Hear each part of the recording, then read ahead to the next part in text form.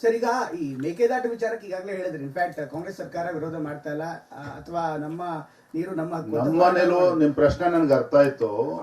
ಭಾರತೀಯ ಜನತಾ ಪಾರ್ಟಿ ನಿಲುವು ಅನ್ನೋದಕ್ಕಿಂತ ಹೆಚ್ಚಾಗಿ ರಾಜ್ಯದ ಉಪಮುಖ್ಯಮಂತ್ರಿಗಳು ಕಳೆದ ವಿಧಾನಸಭಾ ಚುನಾವಣೆಯಲ್ಲಿ ಮೇಕೆದಾಟು ಹಿಡ್ಕೊಂಡು ಯಾವ ರೀತಿ ಪಾದಯಾತ್ರೆ ಮಾಡಿದ್ರು, ಬೆವರು ಸುರಿಸಿದ್ರು ಎಲ್ಲವೂ ಕೂಡ ಗೊತ್ತಿದೆ ರಾಜ್ಯದ ಜನತೆಗೆ. ಇವತ್ತು ಬೆವರು ಸುರಿಸಿ ಪಾದಯಾತ್ರೆ ಮಾಡಿ ಅಧಿಕಾರಕ್ಕೆ ಬಂದಿರತಕ್ಕಂತ ಕಾಂಗ್ರೆಸ್ ಪಕ್ಷ, ಕಾಂಗ್ರೆಸ್ ಸರ್ಕಾರ, ಆ ಪಕ್ಷದ ಮುಖಂಡದಕ್ಕೂ ಉತ್ತರವನ್ನು ನೀಡಬೇಕು. ಇವತ್ತು ಅವರ INDA ಪಾರ್ಟ್ನರ್ ಇವತ್ತು ಈ ರೀತಿ ನಿಲುವು ತೆಗೆದುಕೊಂಡಾಗ ಅವರ ಒಂದು ನಿಲುವೇನು ಅನ್ನೋದನ್ನ ಸ್ಪಷ್ಟಪಡಿಸಬೇಕು. ರಾಜ್ಯದ ಜನತೆಗೆ ಉತ್ತರವನ್ನು ನೀಡಬೇಕಾಗಿರ್ತಕ್ಕಂಥದ್ದು ರಾಜ್ಯದ ಕಾಂಗ್ರೆಸ್ ಸರ್ಕಾರ, ಕಾಂಗ್ರೆಸ್ ಪಕ್ಷದ ಉತ್ತರ ಕೊಡ್ಬೇಕು, ನಾವಲ್ಲ. Yes sir, next. ಅಣ್ಣಾಮಲೈ ಅವರು ಅಲ್ಲಿ ಪ್ರತಿಭಟನೆ ಮಾಡ್ತೀನಿ ಅಂತ ಹೇಳ್ತಾರೆ. ಆ ಕಾರಣಕ್ಕೋಸ್ಕರ ಅಲ್ಲಿನ ಬಿಜೆಪಿ ವಿರೋಧಿಸ್ತಾ ಇದೆ. ರಾಜ್ಯದ ಹಿತಾಸಕ್ತಿ ಏನು ಅಂತ? ರಾಜ್ಯದ ಭಾರತೀಯ ಜನತಾ ಪಾರ್ಟಿ ಅಥವಾ ನಮ್ಮ ಪಕ್ಷ ನಿರ್ಧಾರ ಸ್ಪಷ್ಟವಾಗಿದೆ. ರಾಜ್ಯದ ಹಿತಾಸಕ್ತಿಯನ್ನ ಬಲಿ ಕೊಡ್ತಕ್ಕಂಥ ಪ್ರಶ್ನೆನೇ ಇಲ್ಲ. ನಾವು ಕಾಂಗ್ರೆಸ್ ರೀತಿ ಪುಕ್ಷಟೆ ಭಾಷಣ ಮಾಡ್ತಕ್ಕಂಥದ್ದಲ್ಲ. ನಮ್ಮ ನಿಲುವು ಸ್ಪಷ್ಟವಾಗಿದೆ. ಹಾಗಾದ್ರೆ ನಮ್ದು ಯಾವುದೇ ರೀತಿ ಗೊಂದಲ ಇಲ್ಲ.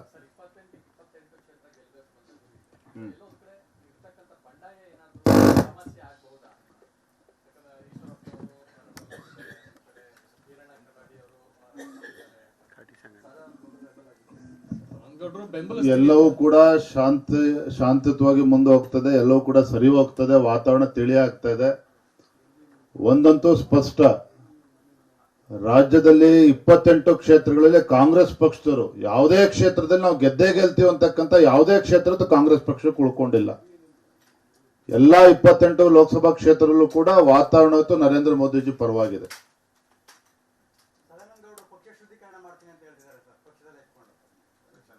ಎಲ್ಲವೂ ಸರಿ ಹೋಗಿದೆ, ತಿಳಿಯಾಗಿದೆ. ನಿಮ್ಮ ಇದು ಅರ್ಥ ಆಗ್ತದೆ. ಎಲ್ಲ ಮುಖಂಡರು ಕೂಡ ಒಗ್ಗಟ್ಟಾಗಿ ಒಂದಾಗಿ ಚುನಾವಣೆ ಎದುರಿಸ್ತೇವೆ. ನೋಡಿ, ನಮ್ಮ ಮುಂದೆ ಇರತಕ್ಕಂಥದ್ದು ಗುರಿ ಸ್ಪಷ್ಟವಾಗಿದೆ.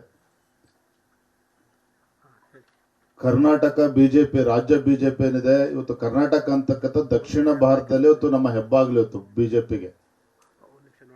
ಅದನ್ನ ಇನ್ನೂ ಕೂಡ ನಾವು ಸದೃಢಗೊಳಿಸಬೇಕಾಗಿದೆ. ಭಾರತೀಯ ಜನತಾ ಪಾರ್ಟಿ ಇವತ್ತು ದಕ್ಷಿಣ ಭಾರತದಲ್ಲಿ ಇವತ್ತು ಸುಭದ್ರವಾಗಿದೆ ಕರ್ನಾಟಕದಲ್ಲಿ ಅನ್ನೋದನ್ನ ರುಜುವಾತ್ ಮಾಡಬೇಕಾಗಿದೆ. ನರೇಂದ್ರ ಮೋದಿಜಿಯವರ ಕೈಯನ್ನ ಬಲಪಡಿಸಬೇಕಾಗಿದೆ. 100ಕ್ಕೆ 100ರಷ್ಟು ವಿಶ್ವಾಸ ಇದೆ. ಈ ಒಂದು ಲೋಕಸಭಾ ಚುನಾವಣೆಯಲ್ಲಿ ಅದನ್ನ ನಾವು ಎಲ್ಲಾ ಕ್ಷೇತ್ರಗಳನ್ನ ಗೆಲ್ಲೋದ್ರ ಮೂಲಕ ಅದಕ್ಕೆ ತಕ್ಕ ಉತ್ತರವನ್ನ ಕೊಡ್ತೇವೆ. ಒಂದು. ಎರಡನೇದು,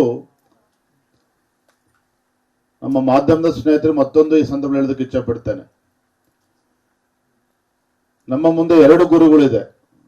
ಲೋಕಸಭಾ ಚುನಾವಣೆಯಲ್ಲಿ ಎಲ್ಲಾ ಕ್ಷೇತ್ರಗಳಲ್ಲೂ ಕೂಡ ವಿಜಯ ಪತಾಕೆಯನ್ನು ಹಾರಿಸಬೇಕು ಅಂತಕ್ಕಂಥದ್ದು ಮೊದಲ ಗುರಿ. ಎರಡನೇ ಗುರಿ ಏನಪ್ಪಾ ಅಂತ ಹೇಳಿದ್ರೆ, ಮುಂದಿನ ವಿಧಾನಸಭಾ ಚುನಾವಣೆಯಲ್ಲಿ ಭಾರತೀಯ ಜನತಾ ಪಾರ್ಟಿ ಸ್ಪಷ್ಟ ಬಹುಮತದೊಂದಿಗೆ ಅಧಿಕಾರಕ್ಕೆ ಬರಬೇಕು. ಇವತ್ತೇನು ನಾವು ನಾವು ಅಭ್ಯರ್ಥಿಗಳನ್ನು ಆಯ್ಕೆ ಮಾಡಿದ್ದೇವೆ ಅಥವಾ ನಮ್ಮ ಕೇಂದ್ರದ ವರಿಷ್ಠರು ಆಯ್ಕೆ ಮಾಡಿದ್ದಾರೆ, ಪಕ್ಷದ ಮುಂದಿನ ಭವಿಷ್ಯದ ದೃಷ್ಟಿಯನ್ನ ಗಮನದಲ್ಲಿ ಇಟ್ಕೊಂಡು ಪಕ್ಷಕ್ಕೆ ಒಂದು ಭದ್ರ ಬುನಾದಿ ಆಗ್ತಕ್ಕಂಥ ಕೆಲಸವನ್ನ ಉತ್ತಮ ಅಭ್ಯರ್ಥಿಗಳನ್ನ ಆಯ್ಕೆ ಮಾಡೋದ್ರ ಮುಖೇನ ಮಾಡಿರ್ತಕ್ಕಂಥದ್ದು. ಹಾಗಾಗಿ ಒಂದು ಲೋಕಸಭಾ ಚುನಾವಣೆ ಗೆಲ್ತಕ್ಕಂಥದ್ದು ಮತ್ತೆ ಪಕ್ಷವನ್ನ ಮುಂದಿನ ವಿಧಾನಸಭಾ ಚುನಾವಣೆಯಲ್ಲಿ ಸ್ಪಷ್ಟ ಬಹುಮತದಿಂದ ಅಧಿಕಾರಕ್ಕೆ ಬರಬೇಕು. ಇವೆಲ್ಲ 2 ವಿಚಾರಗಳನ್ನ ಇಟ್ಕೊಂಡು ನಾವು ಅಭ್ಯರ್ಥಿಗಳನ್ನ ಆಯ್ಕೆ ಮಾಡಲಾಗಿದೆ ಕೇಂದ್ರ ವರಿಷ್ಠರು.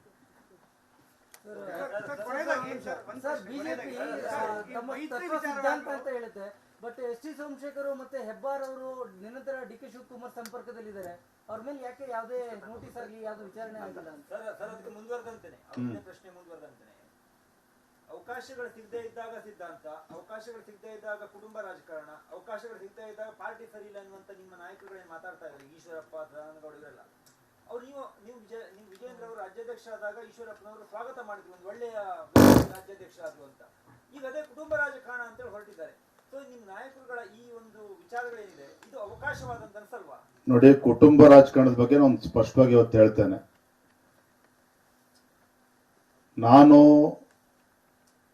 ಹಿಂದೆ ವರ್ಣಾ ವಿಧಾನಸಭಾ ಕ್ಷೇತ್ರದ ಚುನಾವಣೆ ರಾಜ್ಯದ ಅಸೆಂಬ್ಲಿ ಚುನಾವಣೆ ಸಂದರ್ಭ ವರ್ಣಾ ಕ್ಷೇತ್ರ ಪ್ರಯತ್ನ ಮಾಡಿದೆ. ಅದು ಪರಿಣಾಮ ಏನಾಯ್ತು ನಿಮಗೆ ಗೊತ್ತಿದೆ. ಕೇಂದ್ರದ ವರಿಷ್ಠರು ಅದೇ ಕಾರಣಕ್ಕೂ ಕೊಡಲ್ಲ, ವಿಜೇಂದ್ರಗೆ ಅವಕಾಶ ಕೊಡಲ್ಲ ಅಂತೇಳಿ ನಿರ್ಧಾರವನ್ನು ಕೈಗೊಂಡ್ರು. ನನ್ನ ಕರ್ತವ್ಯ ಭಾರತೀಯ ಜನತಾ ಪಾರ್ಟಿ ಒಬ್ಬ ಕಾರ್ಯಕರ್ತನಾಗಿ ನಮ್ಮ ವರಿಷ್ಠರ ಒಂದು ಆದೇಶವನ್ನ ಪರಿಪಾಲನೆ ಮಾಡ್ತಕ್ಕಂಥ ನನ್ನ ಕರ್ತವ್ಯ ಕಾರ್ಯಕರ್ತನಾಗ ಅದು ಮಾಡಿದ್ದೇನೆ.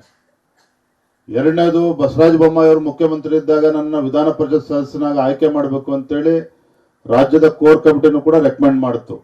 ಕೇಂದ್ರದ ವರಿಷ್ಠರು ಅದನ್ನ ಒಪ್ಕೊಳ್ಳಿಲ್ಲ. ನಾನೊಬ್ಬ ಭಾರತೀಯ ಜನತಾ ಪಾರ್ಟಿ ಕಾರ್ಯಕರ್ತರ ನನ್ನ ಕರ್ತವ್ಯ ಅದು. ನಮ್ಮ ವರಿಷ್ಠರು ಏನ್ ಹೇಳ್ತಾರೆ ಅದನ್ನ ಚಾಚು ತಪ್ಪದೆ ಪಾಲನೆ ಮಾಡ್ಬೇಕಾದ್ರೆ ಪ್ರತಿಯೊಬ್ಬ ಕಾರ್ಯಕರ್ತನ ಕರ್ತವ್ಯ, ನನ್ನ ಕರ್ತವ್ಯನೂ ಕೂಡ ಹೌದು. ಆ ಸಂದರ್ಭದಲ್ಲಿ ನನ್ನ ನಡವಳಿಕೆ ಆಗಿತ್ತು ಅಂತೇಳಿ ತಾವು ಗಮನಿಸಿದ್ದೀರಿ.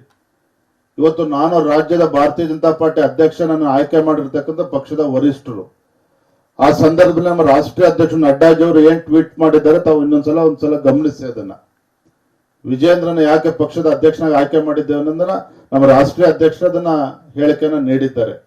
ಹಾಗಾಗಿ ಇಷ್ಟು ಮಾತ್ರ ಹೇಳ್ತೇನೆ, ನಾನು ಕೂಡ ಕೆಲವು ದಿನಗಳಿಂದ ಪತ್ರಿಕೆಗಳಲ್ಲಿ ಕೆಲವು ಹೇಳಿಕೆಗಳನ್ನ ಗಮನಿಸ್ತಾ ಇದ್ದೇನೆ. ಸಾಮಾಜಿಕ ಜಾಲತಾಣಗಳಲ್ಲಿ ಏನ್ ಚರ್ಚೆಗಳು ನಡೀತವೆ ಎಲ್ಲವನ್ನೂ ಕೂಡ ಗಮನಿಸ್ತಾ ಇದ್ದೇನೆ. ನನ್ನ ಯಾವುದೇ ಒಂದು ತೀರ್ಮಾನ ಅಥವಾ ನನ್ನ ಒಬ್ಬನ ತೀರ್ಮಾನ ಅಲ್ಲ, ಪಕ್ಷದ ವರಿಷ್ಠರ ತೀರ್ಮಾನ. ಆ ತೀರ್ಮಾನದ ಹಿಂದೆ ಪಕ್ಷದ ಒಂದು ಬಲಗೊಳಿಸ್ತಕ್ಕಂಥ ಒಂದು ಕಾರ್ಯತಂತ್ರ ಅಡಗಿದೆ ಹೊರತು ಇದು ಯಾವುದೋ ಒಂದು ಕುಟುಂಬವನ್ನ ಬಲಪಡಿಸ್ತಕ್ಕಂಥದ್ದು, ನಮ್ದೇನೋ ಹಿಡಿತ ಮಾಡ್ತಕ್ಕಂಥ ಯಾವುದೋ ಒಂದು ಹುನ್ನಾರ ಅದರಿಂದ ಇಲ್ಲ.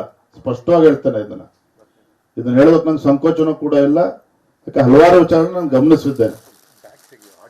ನಾವು ಏನು ಗುರಿಯನ್ನ ಇಟ್ಕೊಂಡು ಸಾಗ್ತಾ ಇದ್ದೇವೆ, ಚುನಾವಣಾ ಫಲಿತಾಂಶ ಬಂದ್ಮೇಲೆ ನಿಮ್ಗೆ ಗೊತ್ತಾಗ್ತದೆ. ಯಾವುದೇ ಒಂದು ಕ್ಷೇತ್ರದಲ್ಲಿ ಕಾಂಗ್ರೆಸ್ ಪಕ್ಷ ಲೀಡ್ ಬರೋದಕ್ಕೆ ಸಾಧ್ಯ ಇಲ್ಲ. ಆ ರೀತಿ ವಾತಾವರಣ ನಿರ್ಮಾಣ ಆಗಿದೆ. ಅದಕ್ಕೆ ಕಾರಣ ನರೇಂದ್ರ ಮೋದಿಜಿಯವರ ಜನಪ್ರಿಯತೆ. ನರೇಂದ್ರ ಮೋದಿಜಿಯವರ ಜನಪ್ರಿಯತೆಯನ್ನ ಮತವನ್ನಾಗಿ ಪರಿವರ್ತನೆ ಮಾಡ್ತಕ್ಕಂಥ ಕರ್ತವ್ಯ ಪ್ರತಿಯೊಬ್ಬ ಕಾರ್ಯಕರ್ತರು ಸಹ ಇದೆ, ನನ್ನನ್ನು ಸೇರಿ. ಅದನ್ನ ನಾವು ಯಶಸ್ವಿಯಾಗಿ ಮಾಡ್ತೇವೆ.